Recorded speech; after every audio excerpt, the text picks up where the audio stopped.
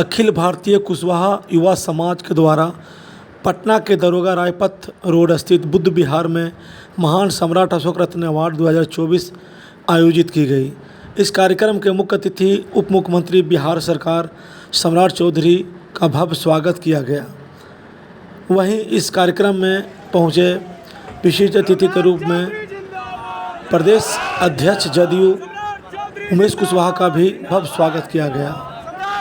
आयोजक अध्यक्ष श्री नागमणि कुशवाहा के द्वारा उप मुख्यमंत्री को अंग वस्त्र एवं सम्राट अशोक स्तंभ देकर सम्मानित किया गया। वहीं विशिष्ट अतिथि के रूप में जदयू प्रदेश अध्यक्ष उमेश कुशवाहा को भी सम्मानित किया गया। इस कार्यक्रम में सम्राट चौधरी ने भगवान बुद्ध के चरणों में शीश झुका आशीर्वाचन लिया। उसके बाद दीप प्रज्वलित कर कार्यक्रम का उद्घाटन किया। इस मौके पर उपस्थित उमेश कुशवाहा ने भी दीप प्रज्वलित किया। उसके बाद बुद्ध वंदना की गई। एमएलसी रमेश्वर कुशवाहा एवं भंते प्रज्ञादीप नागमणि कुशवाहा के द्वारा कुशवाहा समाज के लोगों द्वारा चिकित्सा, कृषि, पत्रकारिता, समाज सेवा, अनुसंधान के क्षेत्र में उत्कृष्ट कार्य करने वाले लोगों को प्रशस्ति पत्र एवं मेडल देकर सम्मानित किया गया और अतिथियों के द्वारा सम्राट अशोक के द्वारा किए गए महान कार्यों की चर्चा की गई। आपको बता दूं कि महान सम्राट अशोक एक महान साम्राज्य का स्थापना किया था और उन्होंने अपने जीवन काल में बहुत से कार्य किए जिसका आज उदाहरण अशोक स्तंभ जगह जगह कुएं के रूप में की जाती है। उन्होंने महान साम्राज्य का दर्जा प्राप्त अपने देश को करवाया और एक कुशल शासक के रूप में जाना गया। और बता दूं कि महान सम्राट अशोक ने तलवार को छोड़कर कलिंग के युद्ध के बाद उन्होंने तलवार को छोड़कर एक भंते का रूप लेकर भगवान बुद्ध के विचारों को लोगों तक पहुंचाया। मैं धर्मेंद्र कुमार, गया, Bihar.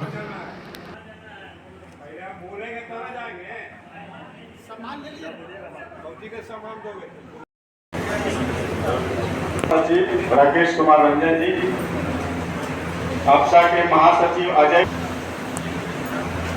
Unaided private school association के अमरेंद्र कुमार,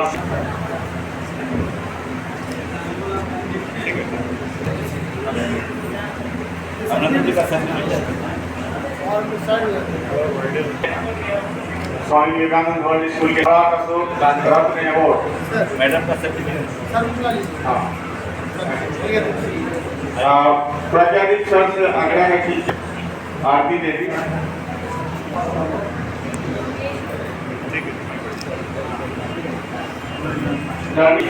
बड़े भाई उमेश सिंह धन्यवाद चले गए।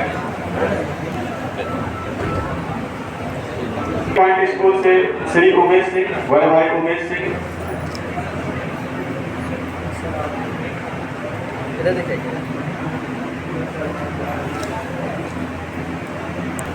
डॉक्टर अमरेंद्र कुमार आनंद, गया।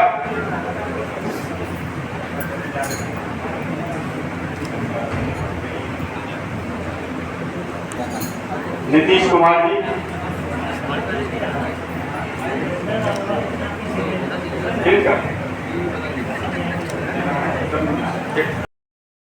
उस रास्ते को आगे बढ़ाने में इनकी भी एक बहुत बड़ी भूमिका है।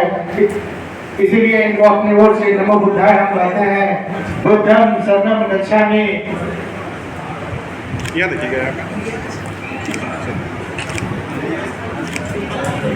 मुन्ना प्रसाद जी जो करते हैं उनको जिज्ञासा जगाने का काम करते हैं और समाज के लोगों के लिए हर क्षेत्रों में मदद करने को भी हम नमो बुद्धाय सर।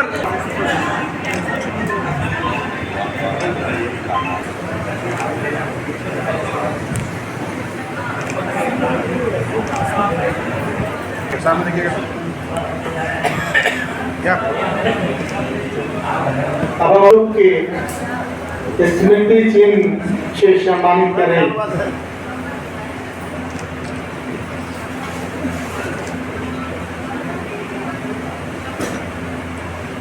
सामने देखिएगा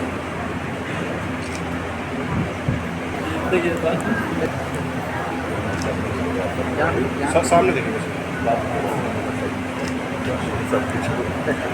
कुशवाहा जी जनता दल यू के प्रदेश अध्यक्ष थे और सभी प्रज्ञादीप जी और सभी साथियों के द्वारा दीप प्रज्वलित करके जो उद्घाटन किया गया उसमें हम सभी को आप सबको बहुत बहुत बधाई देते हैं। कार्यक्रम का रूप रिवाज इस प्रकार से है कि पहले हम लोगों ने माल्यार्पण किया गौतम बुद्ध की प्रतिमा पे, सम्राट अशोक पे, और आज सम्राट अशोक अष्टमी है, यानी सब हमारे जो महान शासक जिन्होंने अखंड भारत पे अपने शासन और सत्ता को स्थापित किया, वैसे महान प्रतापी राजा का आज जयंती हम मना रहे हैं और हर साल इस जयंती को मनाते हैं। 11/2009 से चल रहा है। सम्राट अशोक जिन्होंने अखंड भारत में अपने सपने को पिरोने का काम किया, जिन्होंने पशुओं के लिए, आम मानवों के लिए कई कल्याणकारी योजनाओं को उन्होंने बनाने का काम किया। स्वर्णिम उनका इतिहास रहा, स्वर्णिम भारत था, सोने की चिड़िया था, अगर हम अंगुली पे गिने तो भी कम पड़ेगा। ऐसे महान शासक की आज जयंती में अब सभी लोग शिरकत किए हैं। तो अखिल भारतीय युवा कुशवाहा समाज भारत आप सभी को तहे दिल से स्वागत, वंदन और अभिनंदन करता है। साथियों, इस कार्यक्रम में सम्राट अशोक ने जिस रास्ते पे इस देश को ले चलने का काम किया, बिहार पाटलिपुत्र की धरती पे उनका शासन से पूरे अखंड काबुल, कंधार, अफगानिस्तान तक उनका साम्राज्य था, तो उन्होंने कई कल्याणकारी काम किया। तो संगठन ने निर्णय लिया था हर साल सम्राट अशोक रत्न निर्माण देने का। तो संगठन के साथियों के द्वारा सम्राट अशोक रत्न निर्माण के चयन जिन साथियों का हुआ है उसमें हमारे बीच उपस्थित हैं प्रसिद्ध चिकित्सक पूज्य भांजे जी, प्रज्ञादीप जी, सभी बंधुगण, इस कार्यक्रम के अध्यक्ष माननीय नागमणि। सम्राट अशोक ने बुद्धिज्म को फैलाने के लिए अपने पुत्र और पुत्री को विदेश भेज दिया।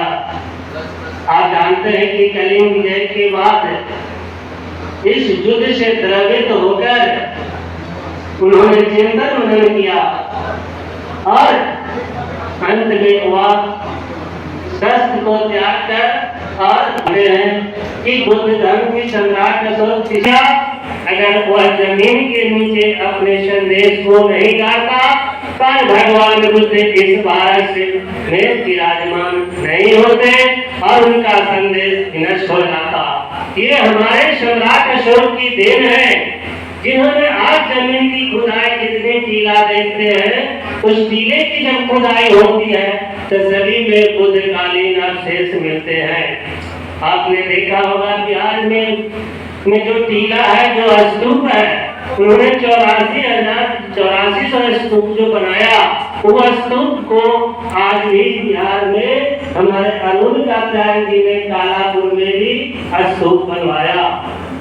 उन्होंने भगवान बुद्ध की अस्थि को लेकर वह डिफरेंट जगहों में स्तूप का निर्माण कराया, जिसमें आपने सुना होगा किसी बिहार में केसरिया जो सबसे बड़ा स्तूप इंडिया का विश्व का है, उन्होंने सम्राट अशोक की देन है।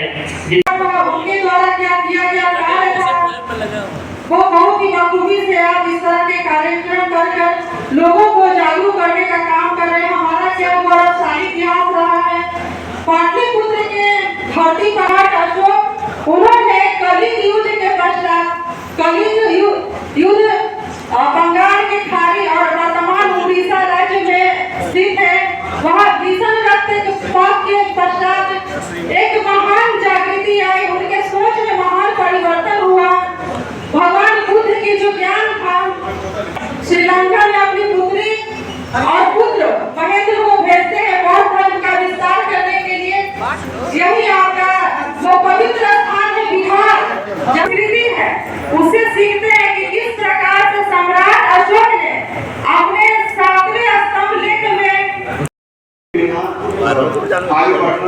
नहीं होगा, क्योंकि हम 9 बजे यहाँ आ गए थे, 9 बजे का समय दिए थे। मैं ऐसे तो इतिहास का विद्यार्थी रहा हूँ, इतिहास से पीजी भी किया है, नेट भी किया है, और साथ ही साथ सम्राट जी भी आए थे। लगभग 17-18 सालों से सिविल सर्विसेज की पहुँचाने का कार्य भगवान बुद्ध ने किया या फिर सम्राट अशोक ने किया।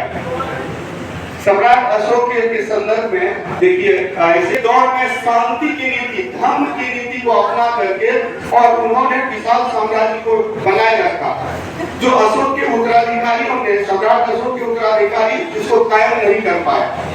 तो ये जब तक हम और वहीं से शुरुआत होती है कि जो क्षत्रिय परंपरा का अंत करके और एक शूद्र परंपरा की ओर ले जाने का काम किया गया।